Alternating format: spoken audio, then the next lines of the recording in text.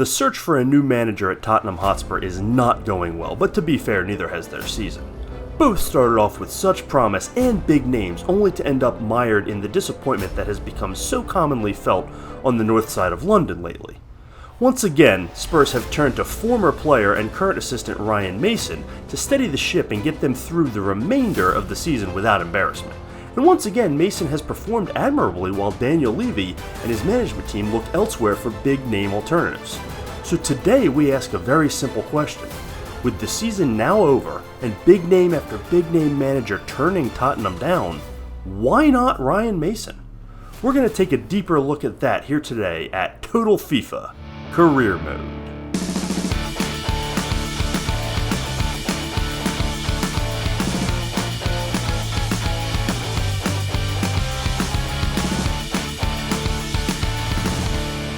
Tottenham are a mess, and we're going to look at why and what they can do about it, but before we get started, please subscribe to the channel and hit that like button while you're down there. It really helps out the channel. Definitely comment below on today's topic because it's one with a lot of polarizing opinions, and of course, don't forget to follow us on Twitter at TotalFIFACM, where we always keep the discussion going. So the question at hand today is why Ryan Mason, currently in his second stint as Tottenham caretaker manager at the ripe old age of 31, isn't being considered as more of a permanent solution for the job. And there's a few reasons, some legitimate and some not, but none outweigh the overriding factor in this decision, which is, at this point, what does Tottenham have to lose? Let's look at their recent history. Since the firing of Mauricio Pochettino, now on the verge of joining crosstown rival Chelsea, Tottenham fans have endured a revolving door of managerial changes, beginning with 17 months of Jose Mourinho before he was unceremoniously sacked right before a cup final, leading to Mason's first caretaker stint. There was 4 months of Nuno Espirito Santo, who was sacked despite winning Premier League Manager of the Month in one of those 4 months, and 16 months of Antonio Conte, during which he missed some time due to gallbladder surgery that he may have enjoyed more than coaching at Tottenham. Conte technically left by, quote, mutual consent after bad-mouthing the club and management to the media, even though the club was in 4th place at the time.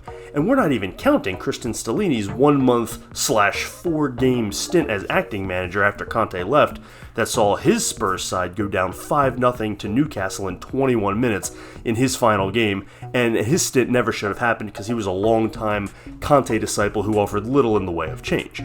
So that's 4 managers in 3.5 years, not including both of Ryan Mason's caretaker stints. It's no wonder the biggest names in Europe don't want this job. Of course, just because your first couple choices don't take the job isn't enough of a reason alone to hire Mason, though it is a start. So what are Mason's qualifications, if any? Mason is just 31 and he's a former Spurs player whose playing career ended abruptly at the age of 25 due to a severe head injury. A couple years later, he rejoined Tottenham as a coach in 2018 and he became the head of their under-19 team in 2019. And in just over a year in that role, he was promoted to the head of their coaching academy. Even for a dysfunctional organization, promotions are generally seen as a good sign, so, Mason has that going for him. The real surprise came in April of 21 when Jose Mourinho was sacked and Mason was appointed the caretaker manager for the first time, becoming the youngest head coach in Premier League history. For all of 7 games. Because whenever anyone wants to discount Ryan Mason, it's his lack of experience that's the best way to do it. After being passed over for the full-time gig for Nuno Espirito Santo without any real consideration, Mason took on the role of technical coach, a gig he maintained even into the Antonio Conte era after impressing the famously difficult-to-please Italian boss. Given Mason's long history with the club, he then survived Conte's firing and ascended into the assistant coach role under the short-lived Christian Stellini reign before once again being asked to take on a caretaker role for the final 4 games of this season. So that's it.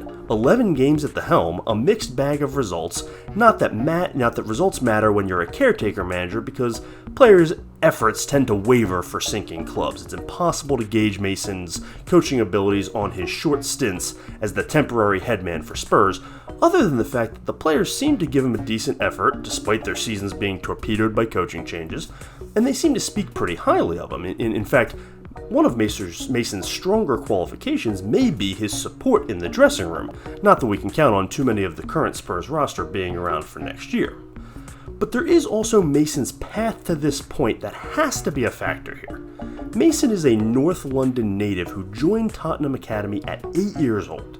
He made his professional debut for the Spurs in 2008 at the age of 17, and even though he was sent out on a number of loan spells over the years, and he never turned into a star player, he also never left the club. Mason is a Spurs man through and through, despite the difficulty that sometimes comes with that admission.